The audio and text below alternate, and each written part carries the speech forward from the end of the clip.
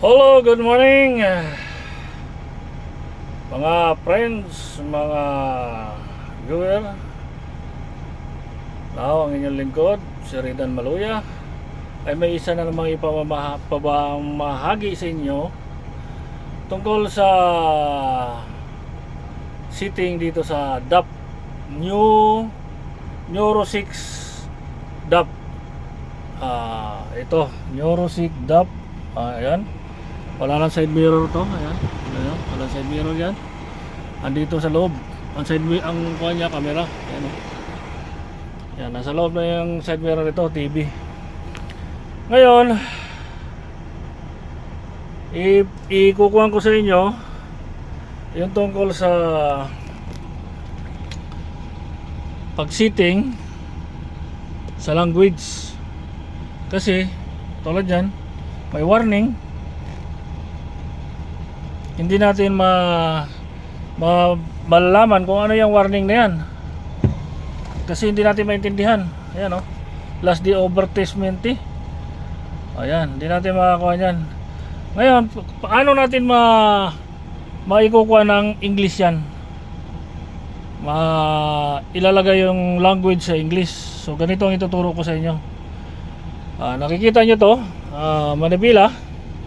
Yan, kaganyan yung manibela. Yan. Makikita nyo rito sa kanan, dito yung cruise control. Yan. Ito yung kuha ng distance. Measuring distance. At dito nyo makikita yung mga menu. So, kuha sa radyo, ano. At itong bilog na to na button, dito ninyo makikita yan kung paano i-adjust yung kuha natin. I-press mo lang to ng 1. Yan, pag-press mo ng 1, lalabas yan. Yan. I-press mo na naman siya ng pangalawa, 2. Yan. Galing siya rito. Wait lang. Galing siya rito. Press mo 1. Press 2. Yan, lilipat siya dito. And then i-scroll down mo. Down, down, down, down. Yan, makikita nyo sa pinakamababa, yan makikita nyo yung may Chinese character, tapos may A. Yan, makikita nyo yan, may Chinese character na yan, at may symbol na A. Tapos may nakakuha ng globe. Pipindutin nyo ulit to. Okay? Yan, lilipat yan dito sa kanan. Nakikita nyo yung nagkukulay blue na yan. Itong limba, nakikita nyo yan. Ang ibig sabihin niya, limba, siguro language yan. Yan. At pindutin nyo yan, Romanya nakalagay. Yan, oh. Saka natin hahanapin yung English. Yan, nakita nyo. Ayan, nakita may English, oh, di ba? At pag nakita nyo na English, i-press nyo kagad to. 1. Press 1. Yan.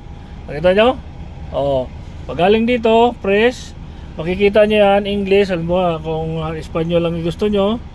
Yan, kung gusto nyo Espanyol, scroll nyo lang tong dito. Scroll, ikot-ikot nyo lang yan. Ganyan-ganyan. Kaya pag nakita nyo yung gusto nyong language, yan. Napili nyo na, English. Sa atin sa English, i-press nyo to. Press. Yan. Yan na siya mangyayari. And then, pagkatapos press, i-press nyo tong back. Ayan, oh, makikita nyo. Ang galing dito na blue, lumipat dito. And then, i-press nyo ulit. Back. Makikita nyo dito na. At i-press nyo ulit. Ayan, babalik na siya sa dati. At pag pinindot nyo ulit yan, makikita nyo warning. Ayan, English na siya. Ayan, tapos, pindot nyo ulit. Bakit may warning? Bababa yan. Ay, hindi. Yan. Scroll down. Makikita nyo. Ang ibig sabihin, alternator malfunction. Oh, wow. Alternator malfunction. Malfunction ang aking alternator. So, ang ibig sabihin, may problema. Kailangan kong itawag.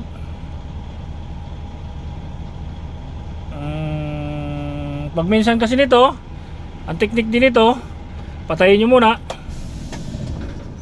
Patayin nyo lahat. Ayan. Patay na. Antayin din yung mawala lahat. Ayan, oh. Antayin yung mamatay. Ayan. Antayin nyo siya mamatay lahat. Pag hindi na umandar, problema. Yan. O, yan. Namatay na siya.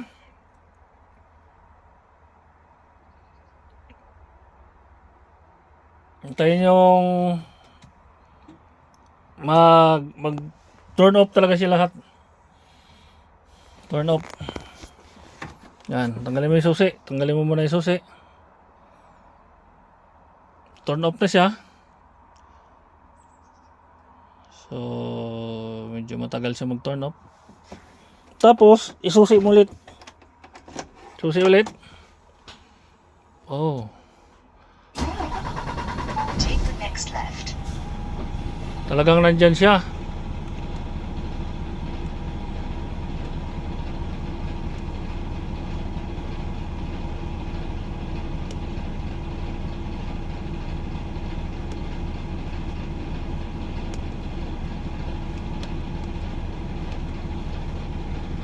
Oh, nawala na siya. Oh, di ba? Yan oh. Oh. Nawala na yung warning. Ganyan lang yan pag nagkakaroon ng warning yung sensor dito. Maybe na nagkaroon ng dipkwan sa fuse. Patayin nyo lang ulit yung makina and then restart nyo ulit. Mga 5 minutes. Okay na. Maraming salamat sa inyo. Bye-bye. Please follow my channel and subscribe. Thank you. Bye bye. Sana may natutunan kayo sa kunti kong turo.